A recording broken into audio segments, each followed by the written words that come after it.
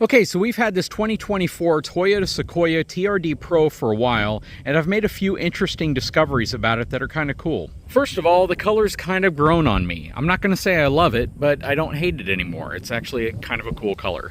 One of the things I don't like is this rack on top. Not because it doesn't look super awesome, because it really does look super awesome, but because it generates quite a bit of wind noise when you're going down the road at highway speeds. I'm not going to say it's obnoxious, but it is certainly a little louder than I would like. And at first, I kind of had to figure out where the noise was coming from. Secondly, with this TRD Pro package, you get this aftermarket exhaust system. Not aftermarket, it's a factory installed exhaust that looks really nice. And if this had a bigger engine or a V8, it would probably sound absolutely amazing. But unfortunately, it sounds like a really loud V6, and from the inside of the vehicle, it's just not that appealing. After a while, it just gets a little bit louder than you want it to be, and you just wish it was a quieter vehicle, if that makes sense. Another cool feature that we also realized after a while was one that we have to open up the back hatch for, and that is these seats. For a while, I was wondering what these are for. I figured out a few things. First of all, you can take this little shelf out, and you can put it at 3 different heights. So it just slides into these little grooves on each side. If I can get it in there, like that.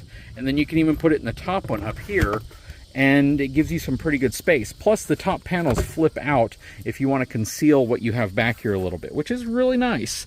And one other feature that ended up being a really cool feature is one that I've never seen before. Maybe other vehicles have it, maybe they don't. But check this out.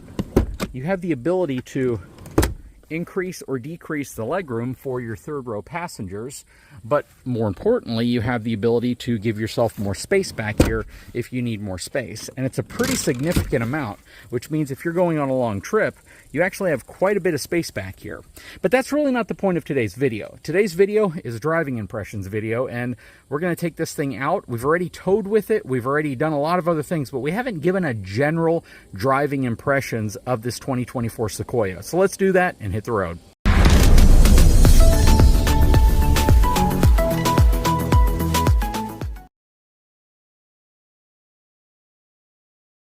What's going on, guys? So we are in this 2024 Toyota Sequoia TRD Pro. This has the iForce Max V6. This thing is an incredibly powerful V6 twin turbo SUV. It's a full-size SUV. So if you are looking at what this may compare to, this is going to be comparable in size to your Ford Expeditions, Lincoln Navigators, Chevy Tahoe, GMC Yukon, and many other full-size SUVs, including the Nissan Armada, which is actually going to be very similar overall in terms of what this is competing against. Now, whenever you buy one of these, you're typically buying it because you have a family. You're looking for something with a third row. You want something that's comfortable on the road. And if you get one of these in a 4-wheel drive configuration, you typically are going to want something that can get you out of a rough situation if you get into one. And that's precisely what Toyota has done when they designed this.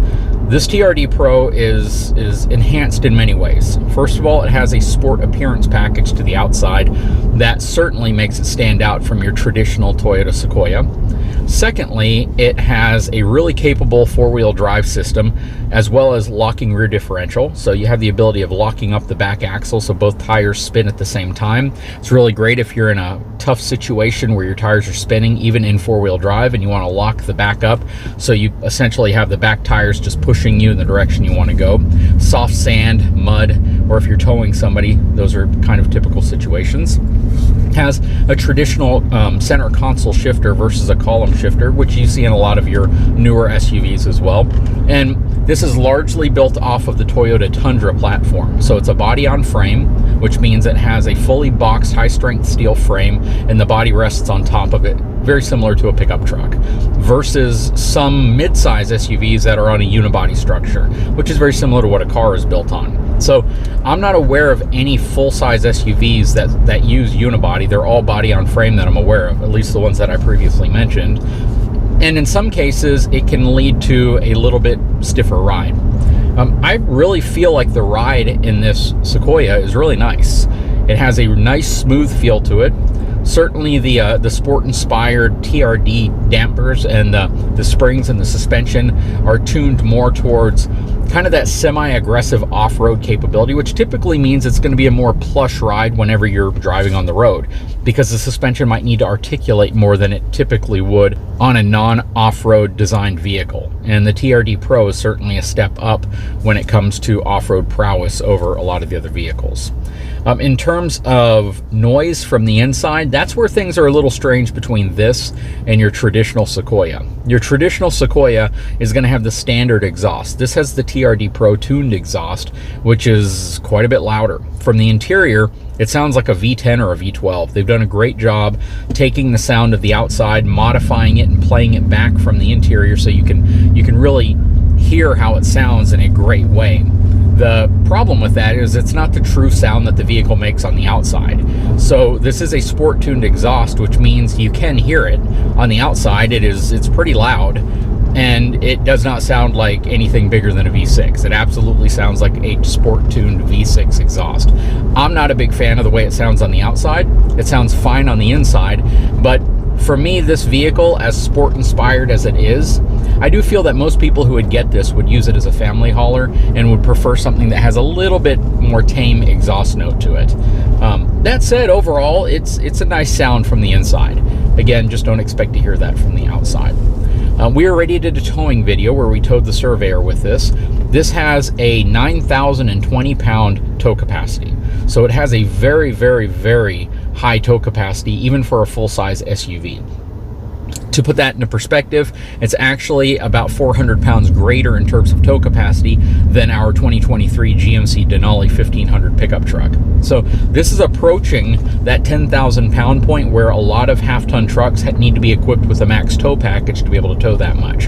From a payload perspective, you're a hair over 1,221 pounds, and that's mainly because the normal payload capacity of this truck is 1,326, but 105 pounds have been removed because of accessories that they've put on this truck, or I guess 105 pounds have been added in terms of accessories, which take away from your cargo carrying capacity. Now, performance-wise, plenty of power, sounds great when you're accelerating from the inside, and it has very linear power. So this has a great 10-speed automatic transmission.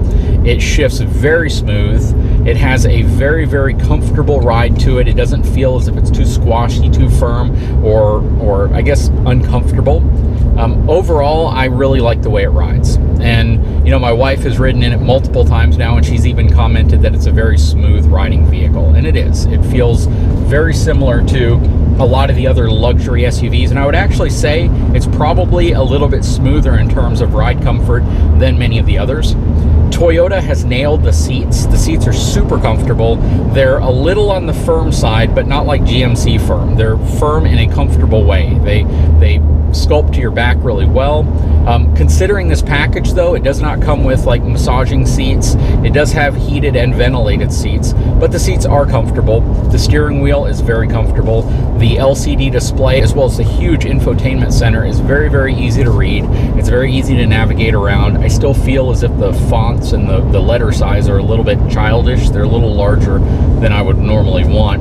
I would have to say, probably my biggest gripe with this vehicle is that right now I'm going 60 miles an hour, and the roof rack that they put on top of it is very audible. You can hear it pretty dang clear. It's just like a lot of things. A lot of reasons why people don't put light bars on top of their vehicles anymore is because it makes a lot of wind noise. And this roof rack certainly makes a good amount of wind noise. Let's talk about lighting. So the headlights on this are absolutely phenomenal. Has auto leveling as well, which means they're going to level up and down. It's really handy if you have something that you're towing and you don't want your headlights blaring up at people. They don't rotate side to side though, they're just up or down.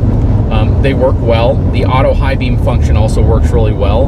I'm not a big fan of that just because it always tends to flash high beams when I don't want it to.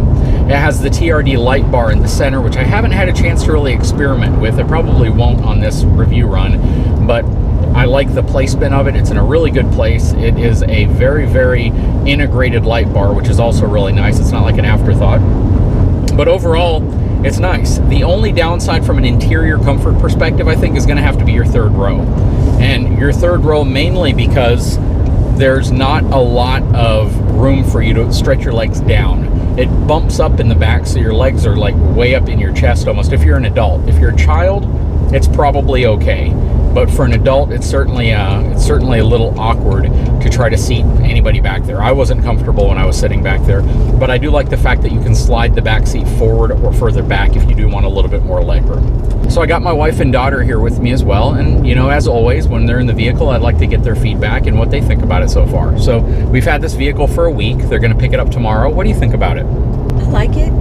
It's sporty, definitely sporty, comfortable ride. And you're right. I did comment on the roof rack. Is that what? Mm-hmm. I did comment on the roof rack, and I asked, "What's that noise?" Because it is very audible. So, other than that, it is nice.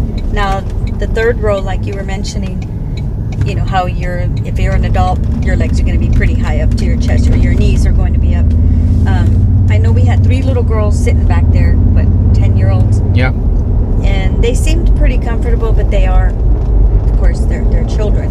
So I could only imagine the adults, it would be a lot more difficult. I do like the space, very spacious, comfortable ride, huge screen. What do you think of the seat comfort and the ride comfort in general? Seat comfort, they are very firm, but they're not uncomfortable. Like the GMC, right? The GMC is like firm and uncomfortable. Right, the GMC was firm, but it sort of kind of had you hunched over a little bit. These are firm, but they're still comfortable. I haven't had a complaint on that. What about the exhaust? What do you think about that sound that we're hearing inside? It is a little noisy, but I mean, if it's sporty, then it should be okay if that's what you're looking for.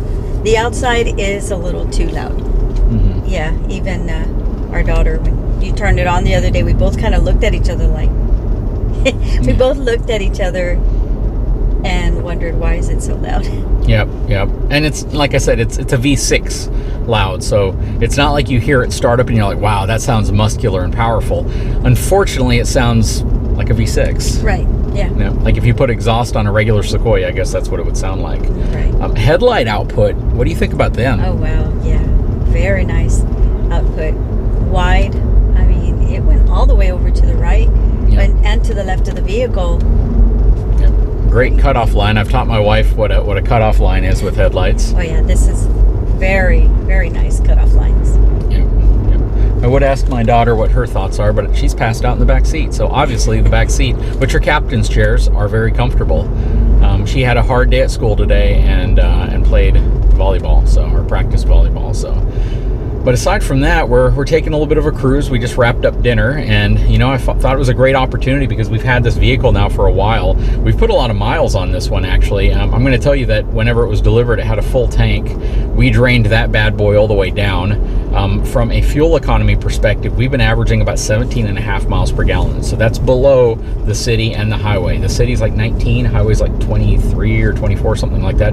But we've been averaging a little low. I'm going to be honest with you. I have not been light-footed with this. So, you know, we burned through quite a bit of it. It's all been local driving with some highway driving as we go to other places around here.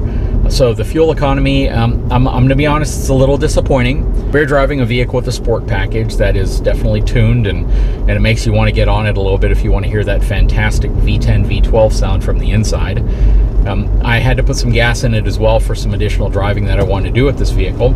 And I can just ultimately tell you that it has been a fun vehicle to drive. It's not one of these vehicles that I get to review and it just kind of sits there because I'd rather drive one of the vehicles we own. It's been a vehicle that we've hopped in, no problem at all. What do you think of the running boards on the side? Because these are off-road inspired running boards, but it seems like they gives you a little bit more room to put your foot than some of the others that we've driven. Right, it definitely did have a lot more room for my foot.